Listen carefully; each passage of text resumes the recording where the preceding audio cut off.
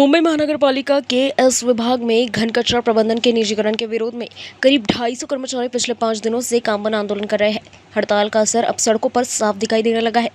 भानुप, विक्रोली, कांजूर मार्ग और नाहर क्षेत्रों में कचरे के ढेर जमा हो गए हैं, जिससे नागरिकों को भारी असुविधा का सामना करना पड़ रहा है।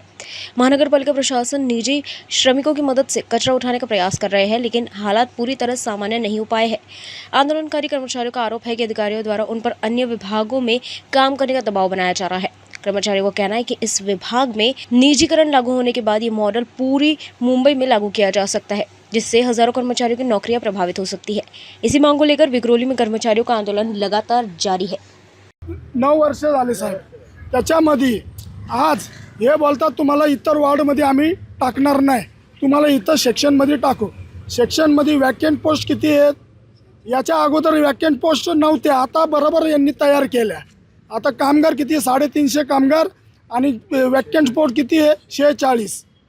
मग हे कामगार मला एक सांगा, यांना कोरोनामध्ये हा कायमस्वरूपी कामगार चालतो, इलेक्शनच्या ड्युटीला कायमस्वरूपी कामगार चालतो। जनगणनेला आमच्या कामगारांनी या रहिवाशांच्या शिव्या खाल्ल्यात, अशी ही जनगणना तिथं पण आम्ही सहन केलं। मग आज MLचा आम्ही बोलतोय, तुमच्या कॉन्ट्रॅक्टच्या गाड्या असू द्या, मग आमचा कामगार कायमस्वरूपी का नाही त्या ठिकाणी? हा मला त्यांना जाब विचारायचा आहे अधिकाऱ्यांना।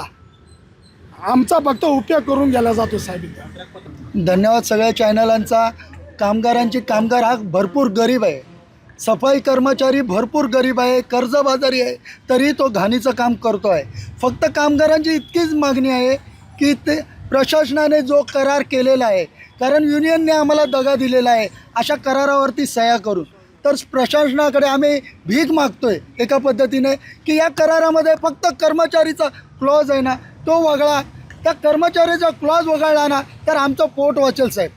प्रशासनातले वरचे बसलेले अधिकारी यांना आमची प्रामुख्याने मागणी आहे की जो काही तुम्ही जो या ठिकाणी बेत घातलेला आहे की खाजगीकरण चालू करण्याचा बेत आखलेला आहे आणि मोटर लोडर बंद करून तुम्ही या ठिकाणी खाजगीकरणातले लोक कॉन्ट्रॅक्ट लोक आणलेले आहेत, ते सदर या ठिकाणी रद्द करण्यात यावं व जे पूर्वीप्रमाणे जे आपले परमनंट कामगार आमचे जे जात होते तीच कामगार आमचे परमनंट कामगार या ठिकाणी जातील। आणि जोपर्यंत प्रशासन आम्हाला आमच्या कचऱ्याच्या गाड्या हक्काच्या देत नाहीत तोपर्यंत हे आंदोलन चालू राहील। असंच केल्यामुळे आम्हाला प्रशस्तीपत्र, ढाल पत्र सर्व आम्हाला दिलेलं आहे। आमचा सत्कार केलेले आमचे फोटो, ते बक्षिसं सर्व आमच्याकडे आहेत, ते आणून तुमच्या पुढे ठेवावे का आम्ही? आमचं हे म्हणणं आहे की आमचा कामगार काढून तुम्हाला तुमच्या कॉन्ट्रॅक्टच्या गाड्या येतात नवीन, त्याच्यानंतर तुमचे कॉन्ट्रॅक्टचे लेबर येतात, कॉन्ट्रॅक्टचा ड्रायव्हर, कॉन्ट्रॅक्टचा क्लिनर, मग आमची माणसं जाणार कुठे? आम्हाला टाकताय कुठे? आम्हाला इकडे तिकडे का टाकताय?